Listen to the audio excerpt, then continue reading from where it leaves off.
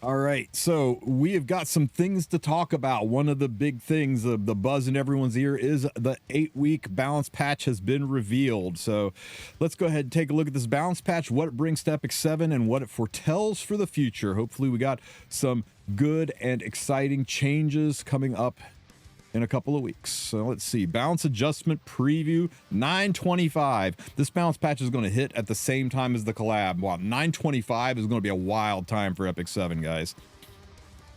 We sincerely appreciate the interest and support of all of our heirs who have continued their adventures with us in Epic 7. With these balance adjustments, we plan to implement changes to 14 heroes and 2 artifacts. These changes are scheduled to take effect following the update 925. 14 heroes is a chunk. I'm really glad to see them making more larger sweeping changes. No more of this, we're going to do 4 heroes kind of stuff. All right, we have got Maid Chloe, who needed it. Little Queen Charlotte, who needed it. Operator Sigret, my girl, definitely needed it. Fumir, you know, Fumir's not played that much. Command Model Laika. Okay, Tempest Surin, good. I love me some Tempest Surin. Commander Lorina.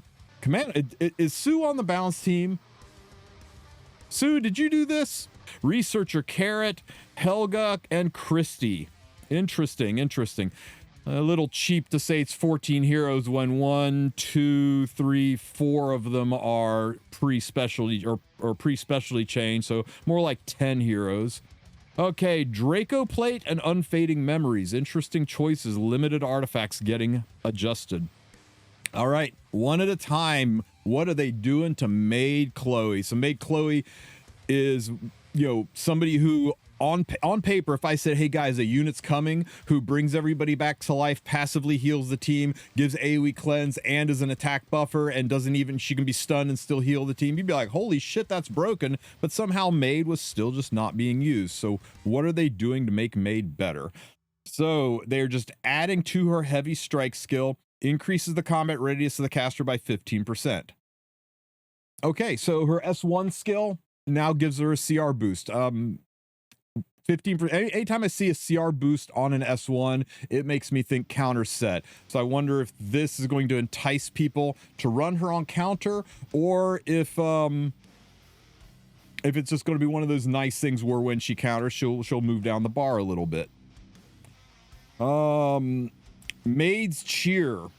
So this used to increase the effect resistance of all allies by 20%. They're getting rid of that and changing it to grants 50% additional damage reduction to all allies. Additional damage, not damage reduction. She's not getting 50% mitigation. It's additional damage. That's pop damage. Shit, this is FCC. This is FCC's passive, right? So she is going to seriously limit things like Uber's Tooth and 3F. That's pretty cool. As a passive, she's going to slow down the pop damage. So that gives you tools other than Fallen Cecilia to reduce the impact of explosive additional damage hits. And they're increasing the amount recovered. So her passive healing is going to go up. By how much is a big question, right? Anytime I see increase, it's very subjective. We have to see the numbers, but this could make her a very strong passive healer as well. These are huge utility changes. You're going to take less pop damage and you're going to passively heal. That's great. VIP treatment. This is her S3. So revives all dead allies with 30% health instead of 20% health, which is good. Coming back with 20% health, a lot of times you just die right after that. So coming back with a 30 health is going to make her raise much more impactful. And instead of increasing the attack of all allies, she is going to increase the defense of all allies, making her less good for some PvE uses as a support weaver, but very good in her primary role of keeping people alive. Oh, damn. And she's losing a cooldown too. They're making this skill cycle even faster. So you are on an even shorter timer to when she is just going to reverse the fight. Coming back with 10% more health and having a defense buff. Oh wait, is this for the living? For allies that are not dead. Okay, so for the living, they get a defense buff. For the dead, they come back with so this is better. Let's be real, this is better. because this includes herself. And what did Maid Chloe want with an attack buff? So giving herself a defense buff is going to make her tankier, harder to kill, and she heals more, and she slows down pop damage, and she brings back heroes with more health. Yeah, I like everything about this. This is actually going to be good. Oh shit, they're changing her to a Gemini mage too. Fuck, who are Gemini mages? Is Elena a Gemini? DN? Okay, so not the fastest mages, but still one of the faster zodiacs. If I'm not mistaken, those mages also aren't nearly as bulky. I'm saying mages, I meant soul weavers. My apology, guys. Soul weaver. So like DN, like Elena, she's going to be the second fastest zodiac. Less bulky, but we are augmenting her by giving a defense buff to help address the loss of bulk from going to Gemini, and we're increasing her speed. We're increasing her CR. Yeah, this is really good for Maid. Is it enough to bring Maid back into PvP? I think this makes Maid a much more viable unit for people who like playing slow bruisery tank down units. Yeah, I think this is a really good change. It's going to make her much more useful. Good job, Smilegate. Okay, guys, one we've been waiting for. Operator Sigret. Okay. After granting increased attack to the caster for 2 turns. Attacks the enemy by swiping safely with a scythe when the enemy is defeated, grants an extra turn. Penetrates the target's defense. Just penetrates, okay. When the target is granted a barrier, increases damage dealt. So it used to be she had a 50% penetration, and when the target had a barrier, she had 100% penetration. Now she just has 100% penetration. And when the target is granted a barrier, it's going to boost her damage. I love it when it's the damage dealt increases, damage dealt decreases, but it makes sense if you think about it, right? They're making her S2. Her S2 is now going to hit as hard as it used to hit when she was hitting barriers. So they had to lower that a little bit to make her not just a busted way to nuke things. But when they have got barriers, it's going to hit significantly harder. The most important thing that I'm seeing here is granting increased attack to the caster. She can just go right into her S2 with an attack buff. You don't have to have somebody there going first, giving her attack buff so that she can do her thing. You're not going to have to slap Wall of Order on her and pray that it procs to give you some form of attack buff. She's just going to go in there and nuke. It means you can hide her behind Guiding Light. So if you really think about it, this makes her hit way freaking harder because she self-attack buffs. She penetrates. Oh, damn it. Damage dealt proportional to caster's speed has gone away. So they kind of double nerfed her damage, right? They're taking away some damage here, and they're taking away some damage here. Well, okay, to be fair, this isn't really taking damage away.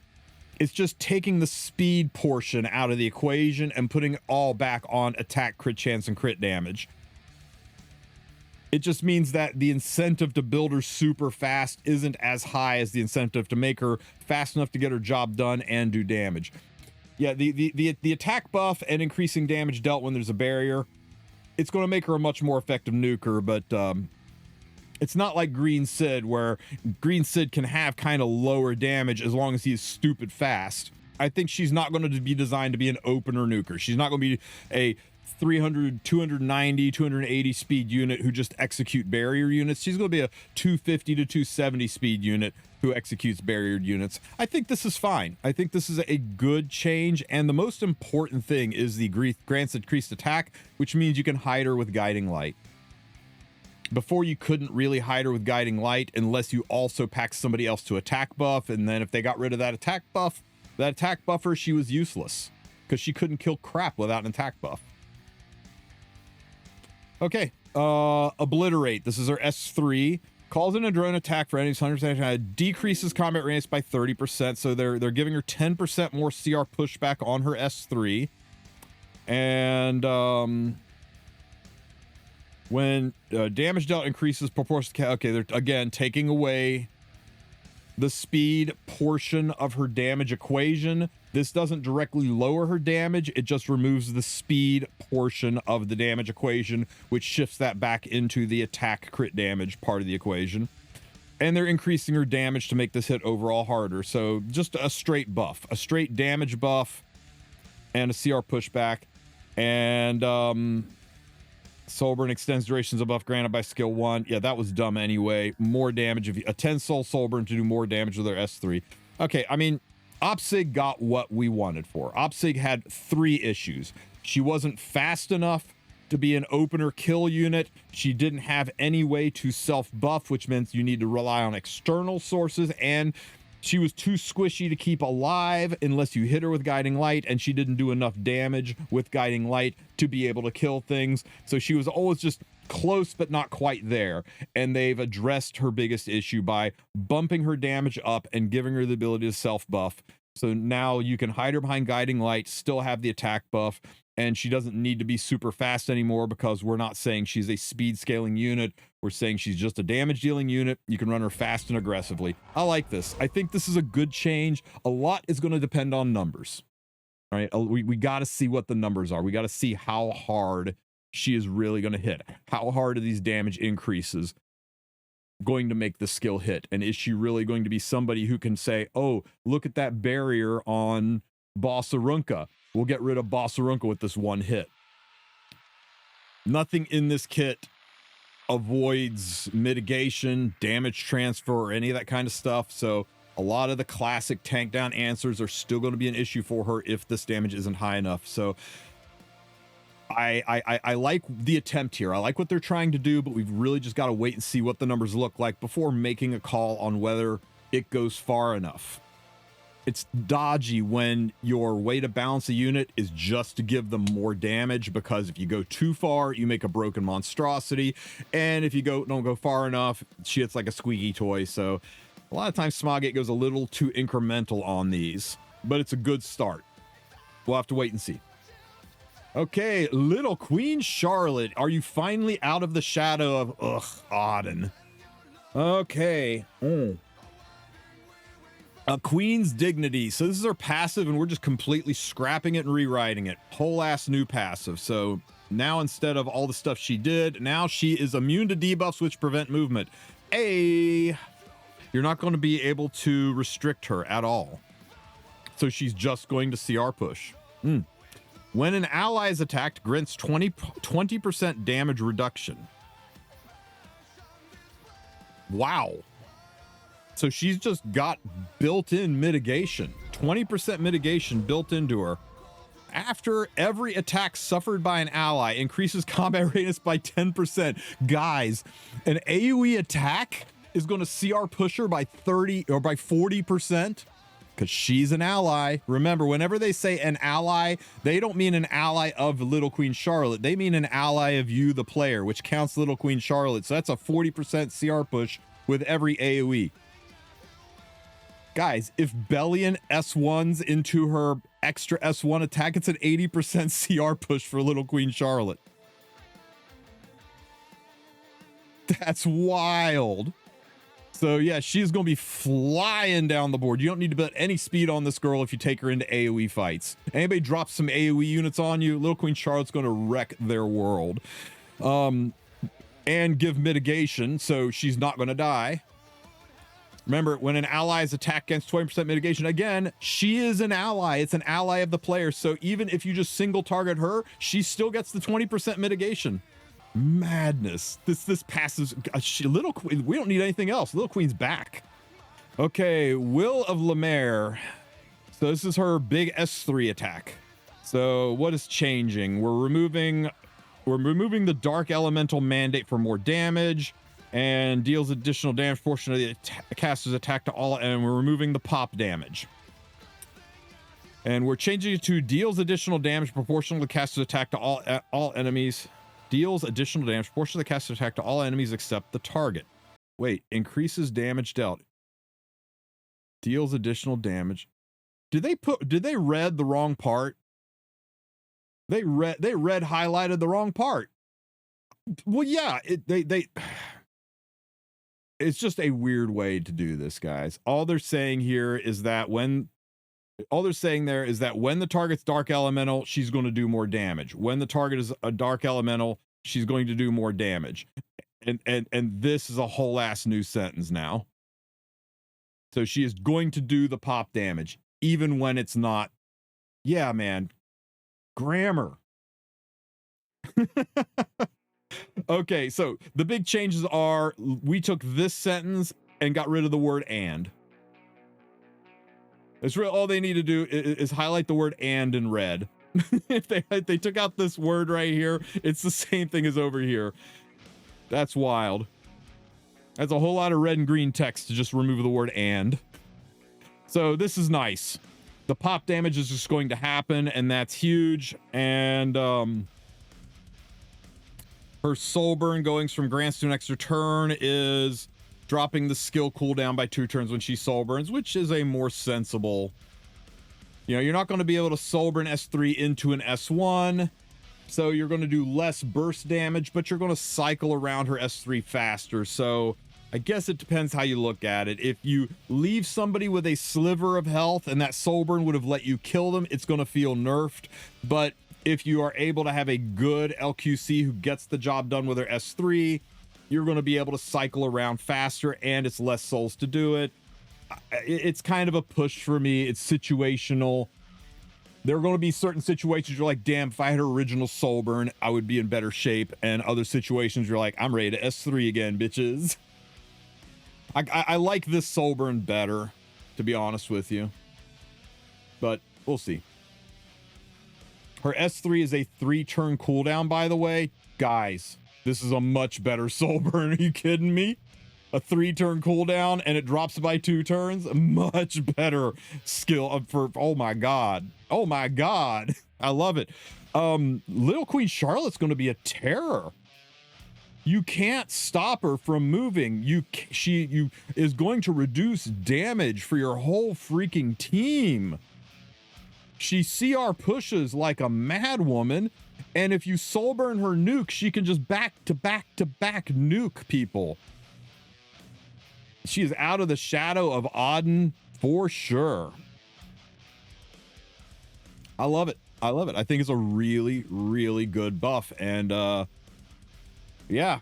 Damn. I guess I got to regear my Little Queen Charlotte. All right, we're out of the MLs, guys. Let's go check out the Covenant summons. Just seal her. Oh, come on. If your answer is just seal her, that's like saying, holy shit, this is the most insane cleave unit ever. It's like, well, just outspeed them. Okay, Fumir. Fumir is a very unique and hard to play unit. She was almost like the thinking man's unit, right? She had so many conditions, but people who knew how to weave her into comps could do some insanely powerful things with her, but she was not easy to play. Let's see how they're changing Fumir. Attacks the enemy with an element reaction. So removing the 50% chance to decrease attack. So removing her attack down and replacing it with increases combat race the ally with the highest combat race except for the caster by 15%. Okay, I mean, so you're taking away her 2-turn attack break and replacing it with CR, kind of like Veronica's S1. All right, it's just gonna, whoever's got the highest combat race is gonna push down. Nice. It's a nice S1. More consistent with aggro style gameplay. Okay, Elemental Inquiries. They're passive. We are just shit canning the whole thing. We're shit canning everything about Fumir. Attacks the enemy with an elemental reaction is literally the only part of her kit that's remaining. This is not a buff or rebalance. This is a rework, guys. They're going to change everything about Fumir. So let's see what our brand new unit does, because she is effectively a brand new unit now. So we got the combat radius push on her S1. At the start of the battle, gains 1 focus for each ally element. So she is a focus unit, which means she's going to be susceptible to things like Litica and Sea Phantom Poly. At the start of the turn, gains 1 focus, and after attacking, when focus is full, consumes all, activating Fruit of Knowledge. Okay, so every time she takes a turn, she gets a focus point. And at the start of the battle, she gains 1 focus for each ally's element. So I'm assuming she is a 5 focus hero. So if you've got 4 focus or 4 elements on the team, she's immediately going to take a turn, get her 5th focus, and consume, right? Fruit of Knowledge dispels all buffs from the enemy, has a 100% chance to inflict sleep for 2 turns, and an 85% chance to inflict decreased defense for 2 turns. So we're putting the enemy to sleep for 2 turns, better death dealer Ray, and we're defense breaking them. The most powerful debuff in the game. I mean, she's situational in that you can't choose when this goes off, and it's focused base, but a 2-turn sleep with a defense break, brother, this is strong as hell. And you are not limited really by element like you were before. It's just how fast this happens depends on how much you get. Sensory Dissection. This is her S3 skill, her attack skill. Attacks the enemy with an illusion.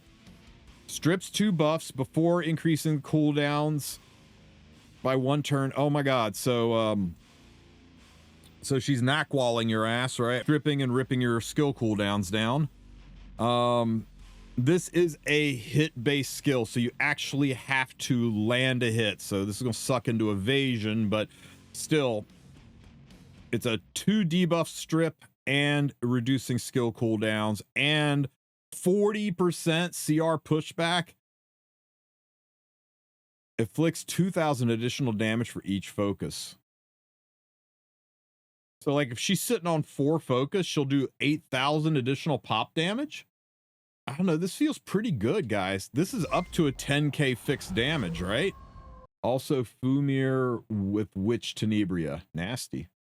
So she could do this skill, stripping, resetting, pushing your team back, dropping 10k damage, activating Elemental Inquiry, because that would be 5 focus, which would consume all of the focus, finish cleansing you off, put your ass to sleep, and defense break you for what's left.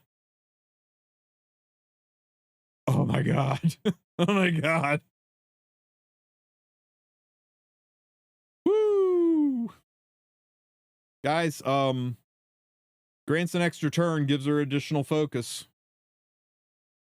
So even if you're sitting at 4 focus, you could drop this, do 8k damage with the soul burn, get an extra turn, CR push up one of your own allies, activate the skill. Fumir is going to be nasty, guys.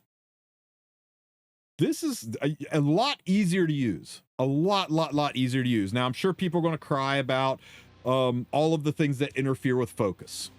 All the focus blocking units, all of the resource limitation units, all that kind of stuff. And sure, there's going to be people be like, oh, but sleep is dispelled so easily with AoEs. Like, yeah, but people who play this unit aren't going to be taking her into full-ass AoE teams. They're going to be taking her into teams that are full of single target and just control the shit out of them. Her control, yeah, whoever was that said Witch of the Mere Tenebria earlier, ugh. I hope you guys enjoy playing control. I personally love enjoying playing control, right? All right, guys. And she's going from a Taurus to a Pisces. What is a Pisces mage? Okay, so Pisces is Festive Ida's stats. So she is stupid fast, which for a focus hero who gets focus every time she takes a turn and a control unit on top of it is wild. 120 base speed, same as Light Tenebria. Yikes. So Fumir are going to start zooming. Yeah, this is the most exciting buff on the page so far. I mean, Maid looks strong. Operator Sigret looks promising. Little Queen Charlotte looks, I don't know. Little Queen Charlotte and Fumir both look really strong to me. Very cool. Command Model Laika grants Gab to the ally with the highest attack except the caster for 2 turns. Increase the attack of the ally except the caster 2 turns. Decrease the cooldown 9 by 1. Okay, so they're getting rid of the skill cooldown reduction and letting her bestow Gab on people. What's her EEs? How do her EEs synergize with this? Spells all buffs from the enemy when using Strike of Order. Okay, so they're changing this EE from reduced buff duration to just a full-ass cleanse. And they're changing this EE from 10% damage to there's the buff duration. I was like, there's no way. Wait. Did I read that wrong? Decreases the buff duration. No, they're just getting rid of her skill cooldown. What do you guys feel? How do you guys feel about this? Because I'm not feeling this. I mean, sure, greater is strong, but I mean, you're talking about a 50% boost to attack to a 70% boost to attack. It's a chunk. I don't know, guys. I'm not seeing it. I think Command Model Laika, I don't think her usage is going to change over this, except for maybe some PVE usages where you're trying to stack Gab. I'm not feeling it. I don't think we're going to see her in RTA at all with this change. She's still not fast enough, and this change is first pull my finger nothing burger buff on this patch, I think. But I don't know, maybe somebody will figure out a good tech with it.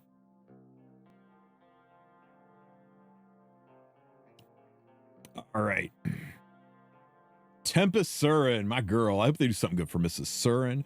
So she goes from grant stealth from 1 turn to grant stealth and vampirism for 1 turn. Yo! You don't need lifesteal on her anymore. So she gets that vampirism on there and stealth, which reduces damage dealt by 50%, and her cockroach passive. This is kind of huge. I think you can actually get away with not running lifesteal on her, which is going to open up a lot of options for Surin. Even counter set on her. Surin could be back in a very real way, especially with units like Setska. New riposte set? Yeah. Yeah, I think this is really, really good, guys. We'll have to see if it makes her usable in a modern meta, if the damage is enough to make her relevant, but self-stealthing and vampirism makes her a lot more consistent. And, you know, more chances to bleed, yay. More chances to bleed, more chance. I wonder how much we're going to see this. You know what this buff is? You know what this buff's about? This is warfare rules. They're trying to make the bleed and burn warfare rule relevant. So we're giving her a 20% chance of putting bleeds on there so that she can be picked into the bleed warfare rule. Maybe I'm reading too much into it, but I bet that's what it is. Okay, and we'll skip Lorina, go straight to Commando Lorina. Okay, Sue, what are we getting here? No change to spiritual armament. Spiral breakthrough. We are removing the damage dealt increased proportional to the health lost and making it damage dealt proportional to the target's max. Holy shit!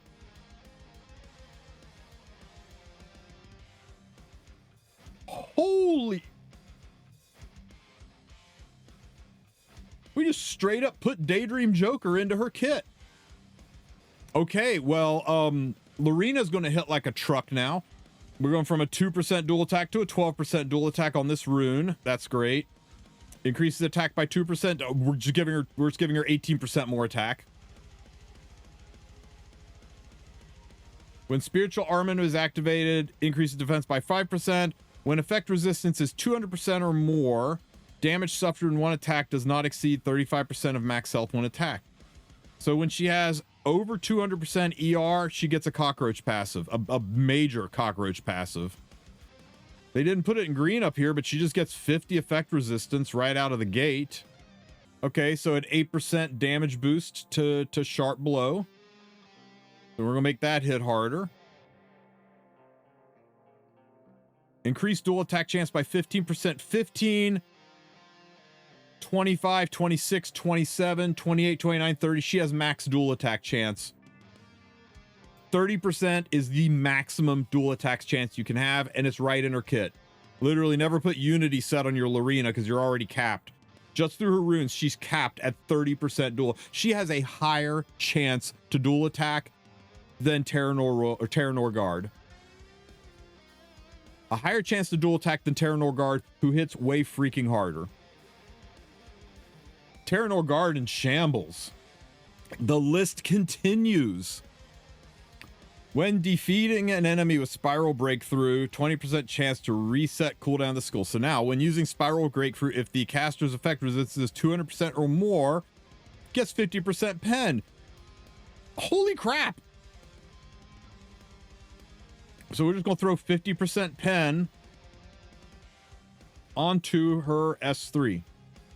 When using Sharp Blows, 100% chance to recover the health of cast proportional to attack. Jesus Christ, she has built-in lifesteal.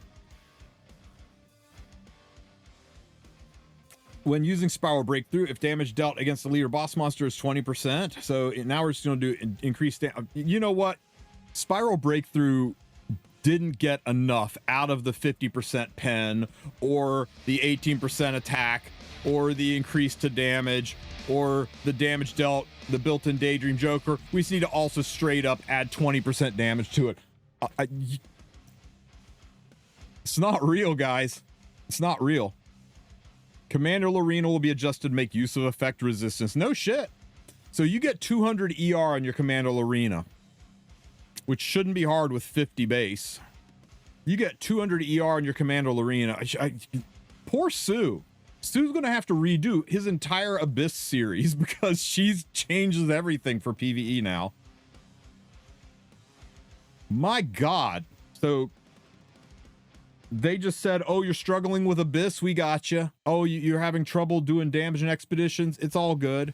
I'm going to just say it. This might be too much. This might trivialize so much of the content in the game that it might make it boring. Because let's be real, nothing easy is worth doing that's not my ex-girlfriend. I'm really worried that this just might make PvE too damn easy, but we'll see. But holy crap, she is just better in every single way.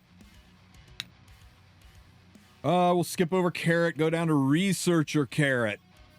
Okay, so we're removing the 50% chance for speed down on her S1 and changing it with a 75% to burn.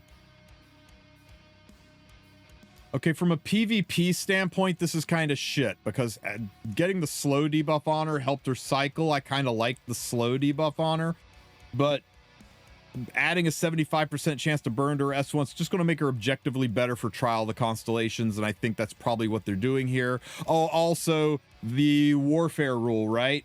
We got to keep our eyes open for things that are going to be buffing bleeds and burns because of the Warfare rule. Everyone's like, oh, this Warfare rule is a joke. And I bet we're going to see a lot of bleed and burn things in here. We already got it with Surin. So maybe it makes her a little bit more viable with the Warfare rule. It definitely makes her more viable in Constellations, but I'm not a fan of losing Speed Down. Speed Down is such a impactful skill in both PvE and PvP. Flame Barrier, after being attacked. Okay, so at the moment of being attacked, grants a barrier. We're changing that to after being attacked, increases the attack and a barrier proportional to the attack. Okay, so the grants increased attack is a buff. We didn't have that before. But before, it was the moment you were attacked, you procced a barrier and that damage went into that barrier. Now, it's after you're attacked, you take damage and then put up a barrier. Isn't this kind of a nerf? I mean, the attack buff is nice, but this means she could potentially get one shot a lot heckin' easier. She has to actually survive the hit to proc the barrier. Yeah, she can get one tapped now, right? I think this is a nerf. Yeah, the attack buff is nice, but she's got to survive the hit. Before, it made her one of the tankiest PvE units out there because she could take hits. This is the first thing I've seen where the red and green text feels reversed. You get it after the attack. So here's the problem, right? At the moment of being attacked, you're attacked, barrier goes up, damage goes into the barrier. Now it's you're attacked, and if you survive, barrier goes up after the damage has gone through. If you don't survive, there's no barrier or attack buff. It makes her a lot more fragile because this was a big fucking barrier. Because Carrot has a lot of attack. It was a huge barrier. And maybe they did this because they felt if we give her an attack buff, it makes this barrier huge. But they could have just as easily said this, but and put in the adder of the size of the barrier will be reduced to compensate. So she gets the attack buff, but it's the same size barrier. I don't know. Yeah, you used to use the barrier to tank with her in Rift. I don't think you'll be able to do that anymore. I think this is I think overall Carrot's usability is going to go down. I think this removes her as a possible unit for PvP, though some might try to negotiate the Dispels 2 buffs. I don't think it goes far enough when she can just get one shot and taken out. But maybe people will try to use her into the burn warfare mode. I think this is just we're going to make, yeah, it's a nerf disguised as a buff. I think this only just makes her better for constellations, because people complained about Earth Constellation. They said Earth Constellation is the hardest constellation and it needs to be adjusted. I think this is their attempt to make constellations easier with a pretty free access hero. My 2 cents, Helga's now a real unit. Mercenary Helga. So we are going to a 75% chance to defense break with her axe chain. We are giving her at start turn with health fit, saving some more. We're reducing the health condition to have crit chance, increased crit chance, and wedge rune going from increases effect chance of decreased defense by 20 to 25%. So we're taking this to 100% chance. So we're going from 60, 70, 80% chance to defense break to a 75, 100% chance to defense break on her axe chain skill. And no one cared. This does nothing, and nobody's going to use Mercenary Helga. GG. I guess for the 6 people that still use this unit in PvE, it makes her more consistent. Nobody uses this unit. Christy, skip Christy, Tide Christy. I wonder if we're doing something with the warfare rules that affect effect resistance.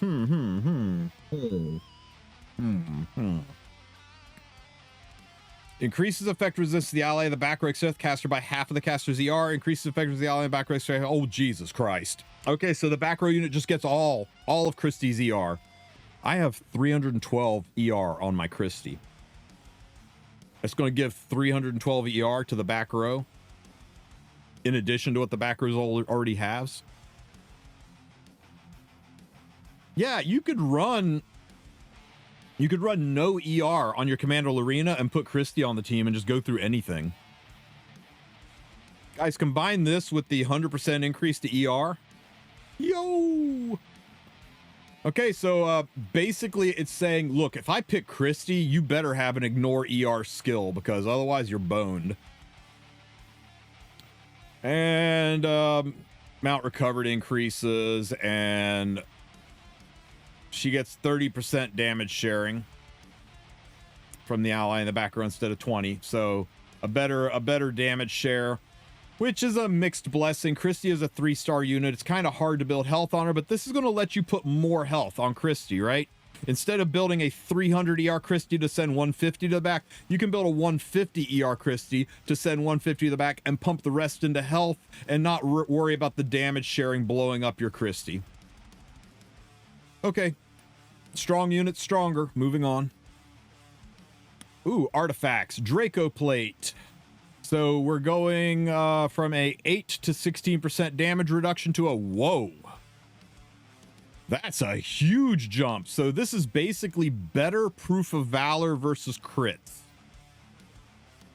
Now remember, things that don't crit, it doesn't do anything. So a lot of the like Hua Young, Fire Hua Young S3ing you, Dark Corvus S3ing you, a lot of the things that don't crit, this isn't going to do anything to, but against critical hits, this is better proof of valor. Okay, it had to be, right? It had to be a profound jump in capabilities, because warriors have so many good artifacts. It's really hard to justify putting something that's not one of those artifacts. It had to be a pretty strong change, and this is huge, man. 30% mitigation. Strong. Okay, Unfading Memories. Increases effect resistance by 25% for the wearer. Increases effect resistance 20% for everyone. So it's Shamadra staff, but instead of increasing healing like Shamadra staff does, it just raw heals you. You don't have to have external healing boosted. Okay, yeah, this is freaking great. Japan players, oh yeah, Japan meta 2026.